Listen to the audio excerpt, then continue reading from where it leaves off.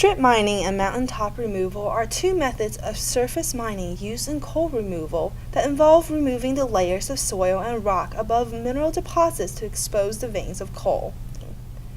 There are a number of steps that are common to both strip mining and mountaintop removal. First, the land is cleared of all topsoil and vegetation. Small holes are then drilled into the land that is above the mineral or coal vein. Explosives are placed in these holes and blasted to break up the rock that is then taken to the dumping area. A dragline is used to remove coal and debris by digging, using a machine that stands 22 stories tall and displaces the need for hundreds of jobs. The waste from mining is dumped into neighboring valleys, which often buries nearby streams. Mountaintop removal and strip mining cause problems on particular Native American reservations because of the threat to sacred land combined with the touchy economic position of most tribes. Native American tribes are fiercely dedicated to protecting the land, and yet these resources are surfacing as the last resorts many tribes have to bring themselves out of poverty. Now we'll take a look at 3 such cases.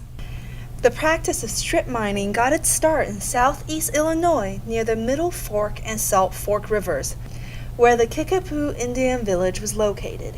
European settlers became drawn to the area after they discovered the presence of salt springs that could be used for salt production. The Native Americans attempted to combine their own culture with that of the European settlers in order to avoid conflict. Kennecook, a Kickapoo Indian called the Kickapoo Prophet, encouraged the incorporation of Christian beliefs and practices into Kickapoo spiritual traditions, as well as the adoption of farming and agriculture in place of hunting and gathering. Nonetheless, when the practice of strip mining began in the area, the Kickapoo villages were destroyed by an influx of Europeans and the destructive practices and pollution that they brought with them. The remaining Kickapoos were forced to move away from their sacred land and eventually resettled in Missouri. In Arizona, there is a place called Big Mountain.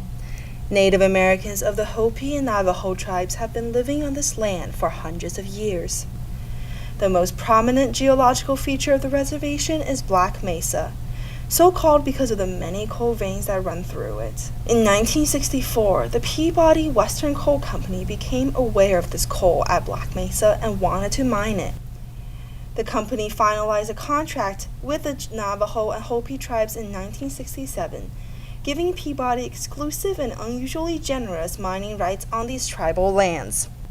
But the majority of both tribes' elder councils and members were against this contract. Peabody wanted to strip mine Black Mesa, which would involve blasting the surface rock away with dynamite. This act was seen by both tribes as a grievous and violent affront to the earth, and to a place that both tribes viewed as sacred.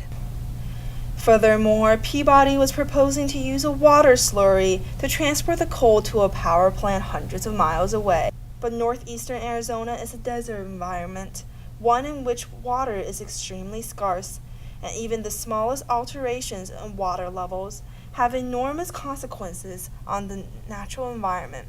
The Native Americans living there use this precious water for their crops, their livestock, and for personal uses. In 2006, Peabody attempted to get a permit to continue extracting and transporting coal, but to a different location. The permit was granted, and Peabody prepared to construct an entirely new slurry pipeline to this new location. In 2010, however, after an appeal by multiple parties, a judge overturned the revision on the grounds that Peabody's statement violated the National Environmental Protection Act. In Montana, the proposed Otter Creek coal mine is causing both external and internal struggles for the Northern Cheyenne tribe. Otter Creek strip mine is located on the land adjacent to the Northern Cheyenne Reservation.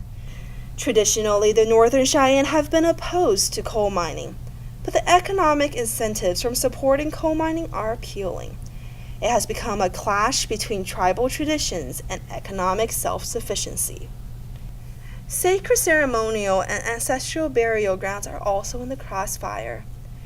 In addition, there is a fear that an influx of outsiders will mean more erosion of native Cheyenne traditions.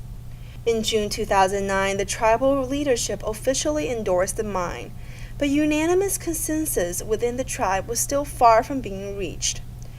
Arch Coal was the winning bidder and secured rights to the Otter Creek mine in March 2010. The company recently announced that the mine should be open for business in 5 years.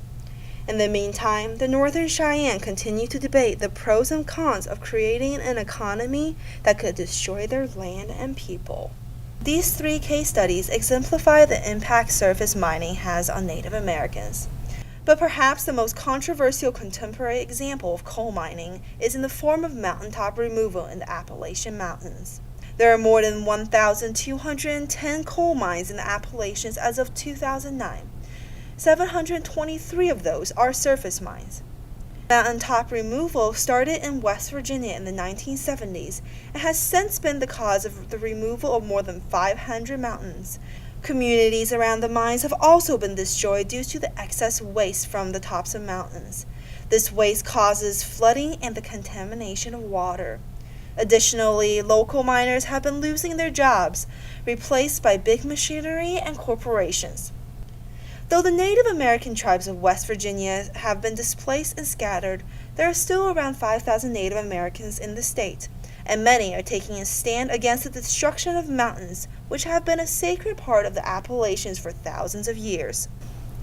There have been many efforts to stop mountaintop mining and strip mining. Many of these efforts have come from grassroots organizations that have been lobbying and organizing through sit-ins, action days, rallies, marches, and other efforts. Most recently, activists convened in Washington, D.C. on September 27, 2010, for a day of action and nonviolent protest. Legislation has been introduced to ban strip mining. Renewable energy sources like wind power are proven alternatives and will provide a foundation for a new, diversified regional economy.